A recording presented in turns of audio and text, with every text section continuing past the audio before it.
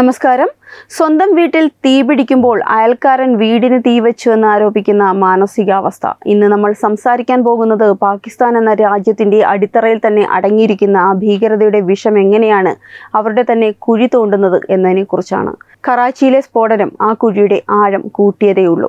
കറാച്ചിയിലെ Pak Rangers ആസ്ഥാനത്തിന് നേരെ നടന്ന ആക്രമണം പാകിസ്ഥാന്റെ സുരക്ഷാ സംവിധാനത്തിന്റെ പൊള്ളത്തരമാണ് തുറന്നു കാട്ടിയത്.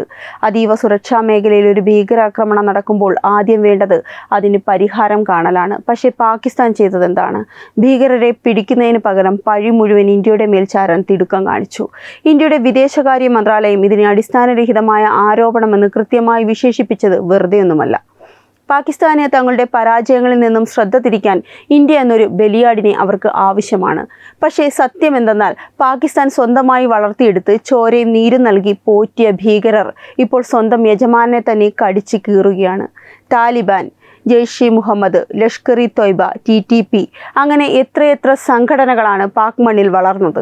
സ്വന്തം മടിയിൽ പാമ്പിനെ വളർത്തിയിട്ട് അത് കടിക്കുമ്പോൾ ഇതൊരു പാവം പാമ്പാണ്, ഇതിനെ ഇന്ത്യ തുറന്നു വിട്ടതാണെന്ന് പറയുന്നത് പോലെ വിഡ്ഢിത്തമാണ് അവരുടെ ഈ ആരോപണങ്ങൾ. ഇന്ത്യയെ തകർക്കാൻ അവർ വളർത്തിയെടുത്ത അതേ ഭീകരർ ഇന്ന് പാകിസ്ഥാനിലെ സാധാരണക്കാരനെ കൊല്ലുന്നു, സൈന്യത്തെ ആക്രമിക്കുന്നു, ഭരണകൂടത്തിൻ്റെ ഉറക്കം കെടുത്തുന്നു.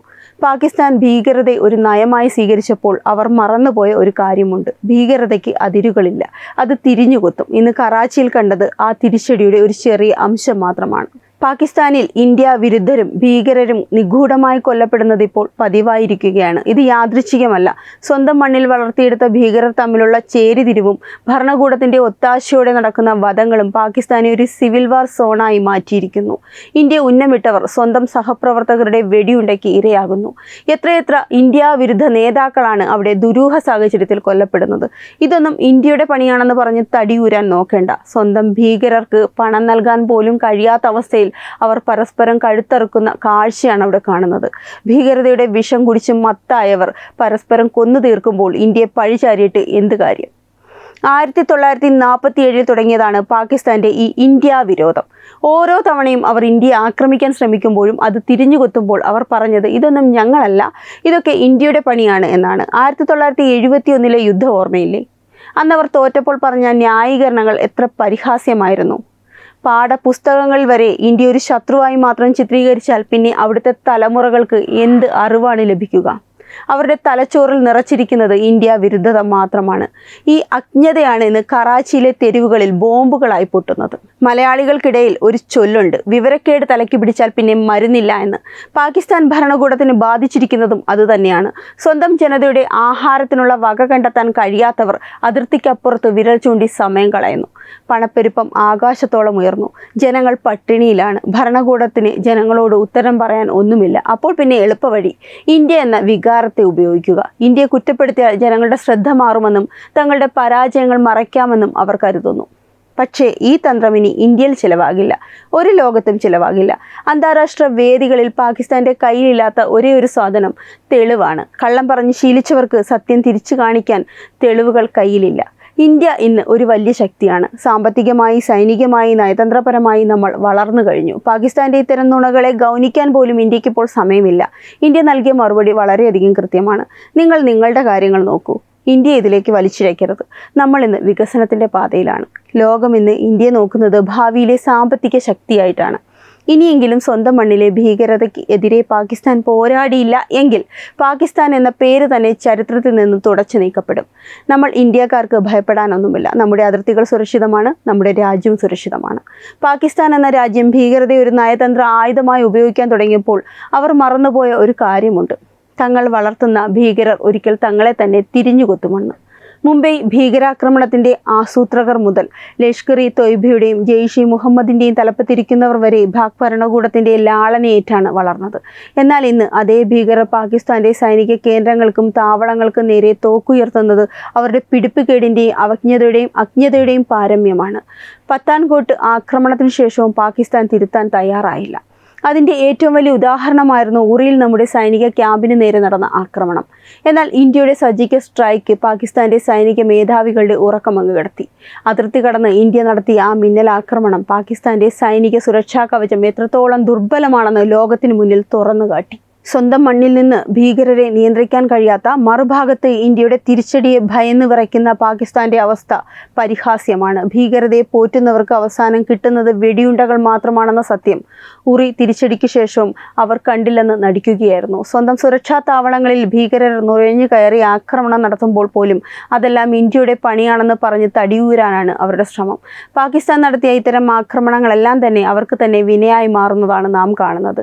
ഭീകരവാദികളെ സംരക്ഷിക്കാൻ ലോകവേദികളിൽ വരെ പാകിസ്ഥാൻ നടത്തിയ കള്ളക്കളിക്ക് കിട്ടിയ ഏറ്റവും വലിയ തിരിച്ചടിയാണ് ആഭ്യന്തരമായി അവർ നേരിടുന്ന ഈ അസ്ഥിരത. സ്വന്തം മണ്ണിലെ ഭീകരതയെ തടയുന്നതിൽ പരാജയപ്പെട്ടവർ ഇനിയെങ്കിലും ഇതൊരു പാഠമായി കണ്ടില്ല എങ്കിൽ പാകിസ്ഥാനെ ഒരു രാജ്യമായല്ല ഭീകരതയുടെ തന്നെ ഇരയായി ചരിത്രത്തിൽ രേഖപ്പെടുത്തും. സാമ്പത്തികമായി തകർന്നടിഞ്ഞ പാകിസ്ഥാന്റെ അവസ്ഥ ഇന്ന് അതിദയനീയമാണ്. വിദേശത്തു നിന്നും യാചിച്ചു വാങ്ങുന്ന കടബാധ്യതകൾ അവരുടെ സമ്പദ്വ്യവസ്ഥയെ ശ്വാസം മുട്ടിക്കുകയാണ്. ബില്യൺ കണക്കിന് ഡോളറുകളുടെ വിദേശ കടം വീട്ടാൻ വകയില്ലാതെ IMFിൻ്റെയും ലോകബാങ്കിൻ്റെയും മുന്നിൽ കൈനീട്ടി നിൽക്കുന്ന ഒരു രാജ്യമാണിന്ന് പാകിസ്ഥാൻ. സ്വന്തം ജനതയ്ക്ക് അന്നം നൽകാൻ വകയില്ലാത്ത പട്ടിണി കിടക്കുന്ന ലക്ഷക്കണക്കിന് ജനങ്ങളുള്ള ഈ രാജ്യം ഭീകരർക്ക് പണം നൽകുന്നതിൽ ഒരു വിട്ടുവീഴ്ചയും കാണിക്കുന്നില്ല എന്നത് അവരുടെ ഭരണകൂടത്തിൻ്റെ മാനസികാവസ്ഥയാണ് കാണിക്കുന്നത്. സാമ്പത്തിക അച്ചടക്കം നയതന്ത്രപരമായ ബോധവുമില്ലാത്ത ഒരു ഭരണകൂടം എന്തിനാണ് ആണവായുധങ്ങളെക്കുറിച്ച് സംസാരിക്കുന്നത്?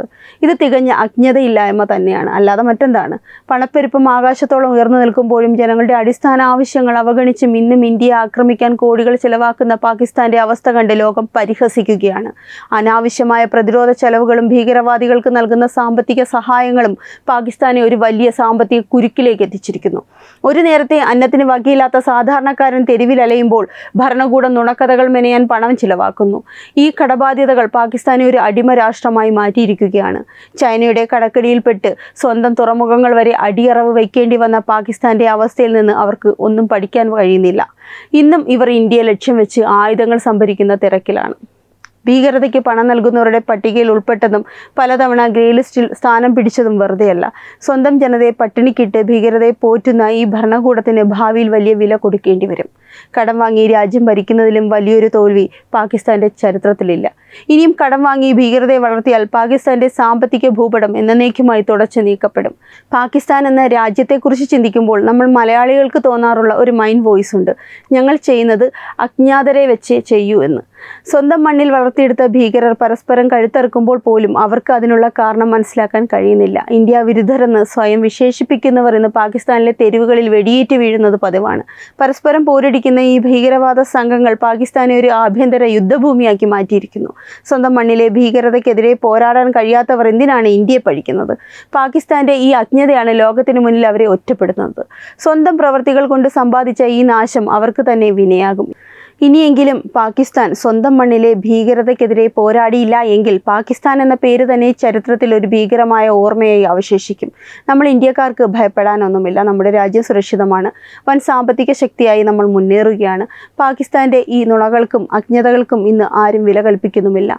സ്വന്തം കുഴി തോണ്ടാൻ ഭീകരതയെ കൂട്ടുപിടിച്ച പാകിസ്ഥാന്റെ ഗതി ഇനി അധോഗതി തന്നെയായിരിക്കും. നമ്മൾ നോക്കി നിൽക്കെ ആ രാജ്യം സ്വയം ഇല്ലാതായിക്കൊണ്ടിരിക്കുന്നു. ഈ സത്യം പാകിസ്ഥാൻ എന്നെങ്കിലും തിരിച്ചറിയും. പക്ഷേ അപ്പോഴേക്കും വൈകിപ്പോയിരിക്കും.